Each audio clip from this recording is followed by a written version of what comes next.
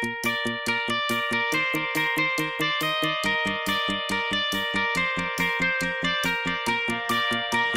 le député, cher Laurent Garcia, Monsieur le Président de la métropole du Grand Nancy, cher André Rossineau, Madame la conseillère régionale représentant le Président de la région Grand Est, Jean Rotner, Madame Mireille Gazin, chère Mireille, Mesdames, Messieurs les maires, chers collègues, Mesdames, Messieurs les conseillers régionaux, Mesdames, Messieurs les conseillers départementaux, Mesdames, Messieurs les maires adjoints, Mesdames, Messieurs les conseillers municipaux, Mesdames, Messieurs les conseillers du Conseil municipal d'enfants, Mesdames, Messieurs les présidents, Mesdames, Messieurs les directeurs, Mesdames, Messieurs en vos grades et qualités, chers Max-les-Villoises, chers Max-les-Villois.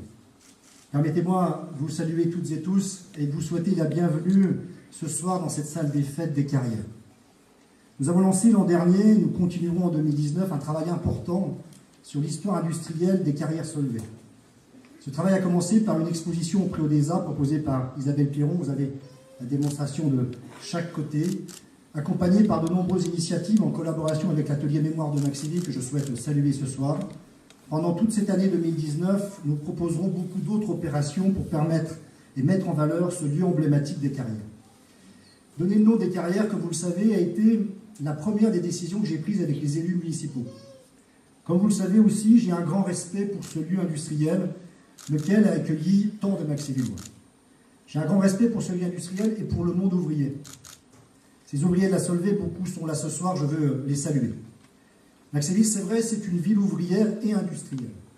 Les carrières, mais aussi les brasseries, la sidérurgie et les mines de fer ont rythmé la vie de notre ville. Et ils l'ont façonnée, ils lui ont donné une identité. Alors les carrières ne sont plus là, mais la vie est restée. Sur ces carrières, Monsieur le Président, un quartier est né, c'est rénové. Des ensembles immobiliers nouveaux et repensés ont vu le jour, une grande salle de spectacle, le Zénith, qui va être complètement rénovée cette année, et puis un tissu associatif remarquable et un réseau éducatif y œuvre au quotidien. Une zone d'activité, Saint-Jacques, un pôle de santé et de clinique qui ne cesse d'augmenter, des entreprises qui arrivent chaque année. Vous avez sans doute vu le complexe automobile Saint-Christophe, là juste derrière nous, qui se construit. D'autres projets sont en gestation et vont voir le jour dans quelques temps. À Maxéville, ce sont 700 entreprises et plus de 6000 emplois. J'en profite pour saluer les deux présidents des deux zones d'activité, Saint-Jacques 1 et 2 et Porte-Nord, cher Marie-Jo Devenzo et cher Jean-Marie Bellocchio. Alors oui, Maxéville est attractive, elle bouge, elle innove. Alors bienvenue. Bienvenue en ce lieu emblématique des carrières, bienvenue à cette cérémonie de vœux.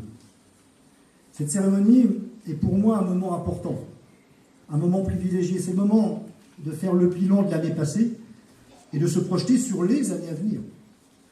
L'année 2018 a été une année, c'est vrai, particulière.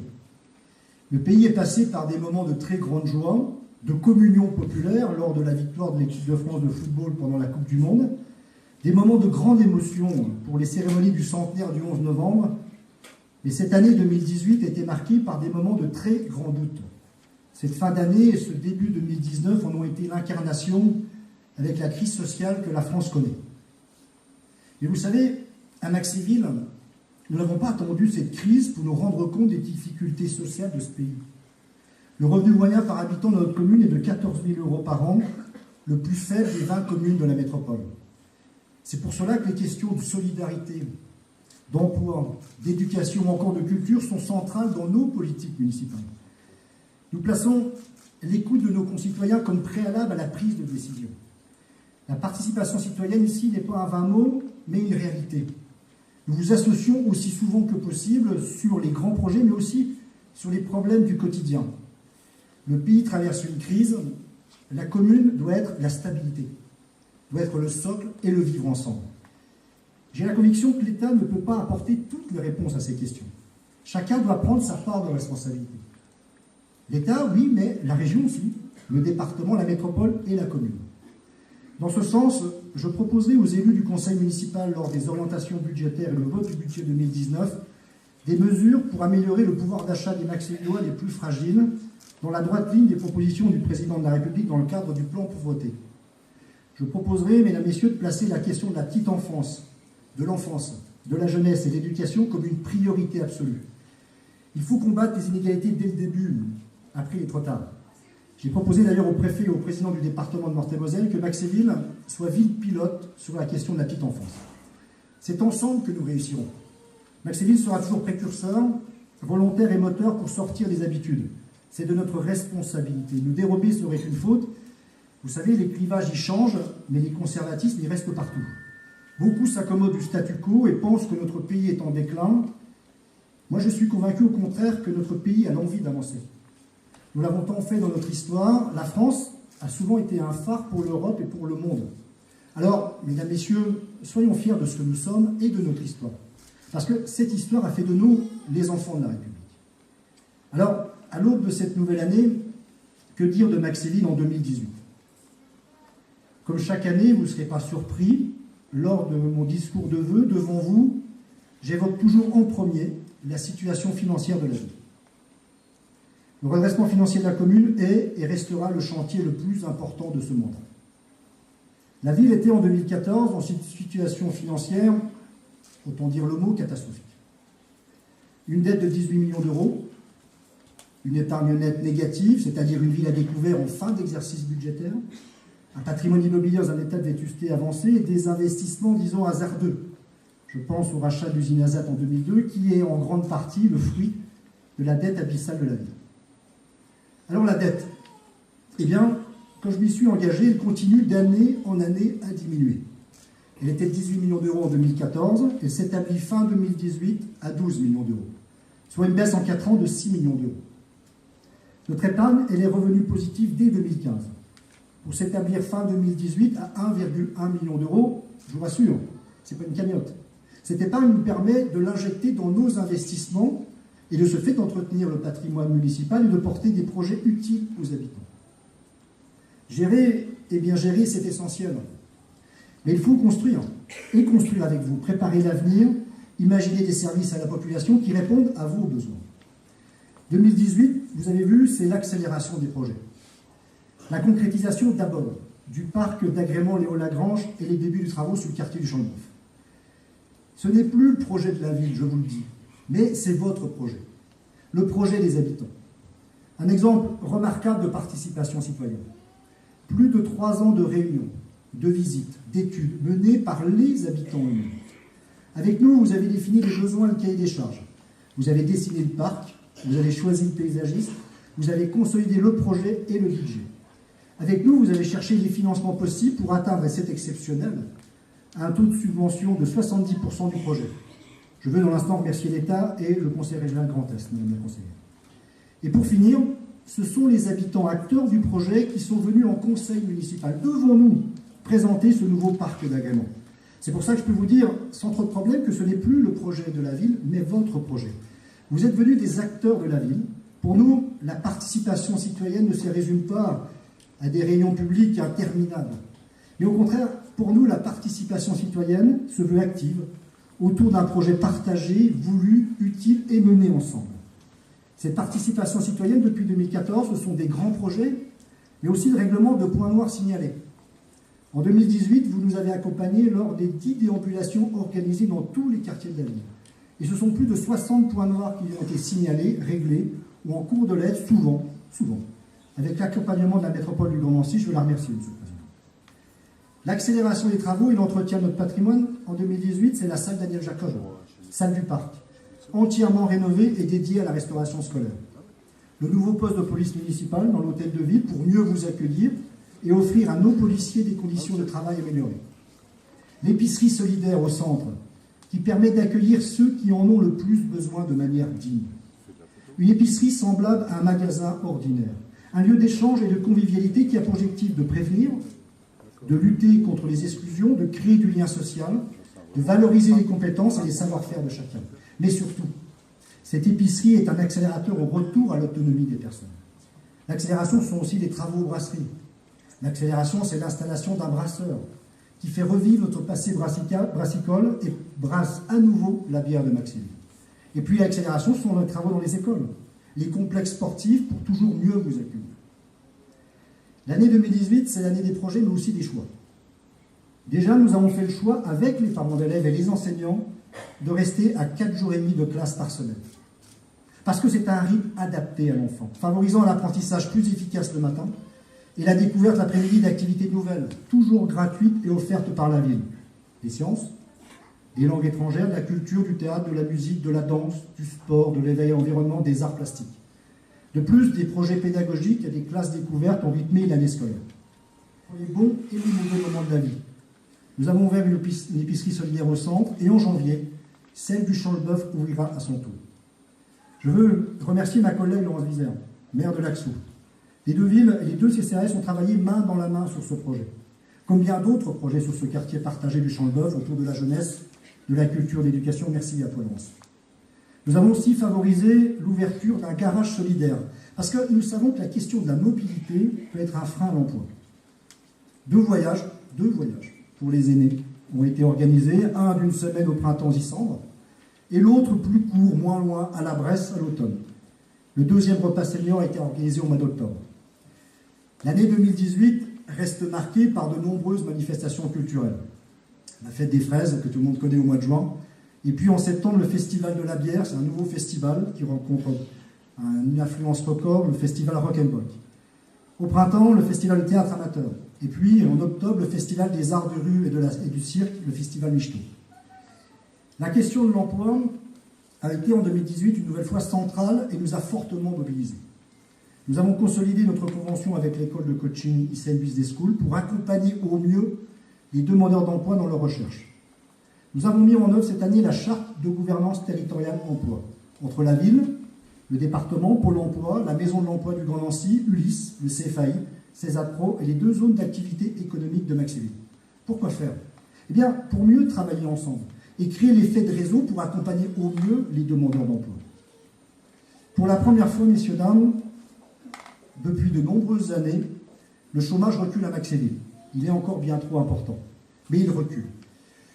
Je ne vous avais pas promis l'inversion de la courbe du chômage, mais c'est le cas. Alors, il faut s'en réjouir et il faut continuer à nous mobiliser et j'y mettrai toute mon énergie. Dans le champ de la petite enfance, j'en ai déjà parlé, c'est la mobilisation sur cette question. Nous continuons à développer le réseau d'assistantes maternelles et nous lancerons les travaux en 2019 de la toute nouvelle crèche du quartier de Champ-le-Bœuf. Une crèche à vocation sociale, permettant entre autres d'offrir des solutions adaptées de garde d'enfants. Autour de la jeunesse, le nouveau foyer pour les jeunes connaît un vrai succès, ce qui nous permet de les accompagner dans leur projet de vie avec nos deux animateurs. Des activités sont proposées à nos jeunes toute l'année des 3 à 17 ans. Et puis la MJC et les associations proposent une palette assez incroyable d'activités sportives, culturelles, nature ou encore de loisirs. Mesdames, Messieurs, comme vous le voyez, en 2018, le travail était important, comme il l'est en 2017, comme il est en 2016 et comme il l'est depuis le début. Mais avec une boussole, une seule. La réalisation du programme que nous avons présenté en 2014. Parce que la politique, ce sont des engagements, bien sûr, mais c'est surtout le respect et la réalisation de ces engagements. Le dire, c'est bien, le faire, c'est mieux. Alors je vous propose, pour 2019, tout simplement de continuer sur cette dynamique. En 2019, nous multiplierons les occasions de nous rassembler, de partager, de découvrir, d'écouter. En 2019, nous accélérerons encore la réalisation des projets. Accélération possible parce que le redressement financier de la ville nous le permet. En 2019, nous allons achever les travaux du parc d'agrément Léo-Lagrange. En 2019, nous continuerons à entretenir le patrimoine municipal. En 2019, nous poursuivrons l'embellissement des écoles. Nous favoriserons les projets qui renforceront les liens entre les familles et les équipes éducatives. En 2019, je l'ai dit, nous mettrons en place une épicerie solidaire à Champ-le-Bœuf. En 2019, nous continuerons à proposer des modes de garde adaptés aux besoins des enfants et des parents. 2019 sera l'année de lancement de la grande cause municipale et nationale autour de la petite enfance. En 2019, nous lancerons la construction de la future crèche de Champ-le-Bœuf. En 2019, la jeunesse restera une de nos priorités. Faire le choix de la jeunesse, mesdames, messieurs, c'est faire le choix de l'avenir. En 2019, nous continuerons à avoir une action bienveillante envers les aînés. En 2019, nous lancerons un grand appel à projets culturels sur le pôle des brasseries, sur l'ancienne chaufferie, pour refaire renaître ce pôle culturel. En 2019, nous rénoverons complètement le complexe sportif Marie-Marvin. En 2019, une attention particulière sera portée au quartier des Audes. Je le dis devant vous, ce quartier a été trop longtemps délaissé. Nous accompagnerons avec l'OMH, monsieur le directeur, l'installation d'associations. Nous proposerons des activités pour toutes et tous et nous organiserons sur ce quartier des manifestations municipales. En 2019, nous consacrerons avec l'équipe municipale toute notre énergie pour mener à bien ces projets. En 2019, je veux finir le changement d'image initié depuis 2014 de notre ville. Non, Maxéville, ce n'est pas simplement la ville avec ses 63% de logements sociaux. La ville la plus pauvre de la métropole. La ville des tours, de l'autoroute, de la voie ferrée, de la station d'épuration. Non. Non, c'est pas cela, Maxéville. Maxéville, elle est culturelle.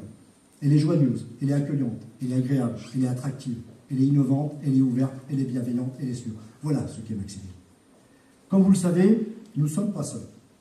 Nous sommes avec 19 autres communes au sein d'une communauté de destin, la métropole du Grand Nancy, Monsieur le Président. En 2018, 3 sujets importants ont été portés. 3 sujets qui vont dessiner l'avenir de la métropole du Grand Nancy, donc l'avenir de Maxéville. Le premier sujet, c'est l'adoption en 2018 et la mise en œuvre en 2019 du projet métropolitain. Véritable feuille de route pour les décennies à venir, autour de 4 défis simples. L'audace économique, le bien-être des habitants, le lien entre les habitants et la cohésion des territoires. Maxéville y prendra toute sa place. Le deuxième grand sujet, c'est Nancy Thermal. Un centre de thermalisme, oui, bien sûr, mais aussi et surtout un centre de loisirs pour nos jeunes. Et le dernier grand chantier, je le connais bien, Monsieur le Président, je suis le vice-président, vous m'avez donné la charge de ce dossier-là, c'est le nouveau tramway du Grand Nancy. Ce tramway sera sur rail. Il fera 300 places, le double de ce qu'il y a aujourd'hui. Il partira, cher Michel, de la Porte Verte, traversera Essel et Nancy, Saint-Max, remontera Nancy jusqu'à la gare, prendra l'avenue Jean Jaurès, passera par Artème, et se coupera en 2 branches au Vélodrome. Une qui montera à Brabois, je m'arrête, sans rupture de charge, et puis une qui ira vers les Nations à Vendôme, pour se connecter à Roberval en un pôle multimodal, tram, TER, route. Et à terme, le tram empruntera l'ancienne ligne Saint-Georges, devenue voie de la Mort, pour déboucher quartier Meurthe et Canal. Maxéville est connecté le tramway au bassin de Pompée, cher Laurent qui est là, et j'ai vu le maire de Champignol qui est là. Ce dossier, il est enthousiasmant.